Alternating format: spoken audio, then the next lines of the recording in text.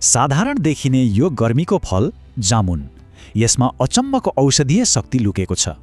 त्यसो भए के यो स्वादिलो फल साँच्चै शक्तिशाली औषधि पनि हो त? आउनुहोस् जानौं। सबैभन्दा राम्रो कुरा, यसमा क्यालोरी एकदमै कम हुन्छ। एउटामा जम्मा 3 देखि 4 क्यालोरी। हेर्नुस् त, खनिज, भिटामिन, फाइबर, यो त पोषणको प्याकेज नै रहेछ नि। हो, यो फल मात्रै होइन, यो त एउटा प्राकृतिक उपचार नै हो। यसले पाचन सुधार्छ, मुटुलाई स्वस्थ राख्छ अनि रगत पनि सफा गर्छ। अचम्मको कुरा के छ भने यसको फल मात्र होइन, पात, बोक्रा, बिया सबै काम लाग्छ। सोच्नुहोस् त, दाँत र गिजादेखि मृगौलाको पत्थरी र रक्त अल्पतासम्म सबैमा उपयोगी।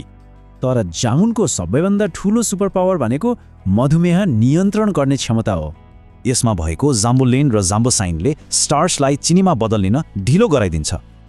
आयुर्वेदमा त जामुनको बियालाई मधुमेहको लागि रामबाण नै मानिन्छ। यसको बिया प्रयोग गर्ने तरिका पनि एकदमै सरल छ, यी 3 चरणमा। आयुर्वेदमा बिया मात्र होइन, यसको बोक्रा, जरा र फल पनि फरक फरक तरिकाले प्रयोग हुन्छ। उपचार मात्रै होइन, जामुनलाई हाम्रो दैनिक खानपानमा पनि सजिलै सामेल गर्न सकिन्छ।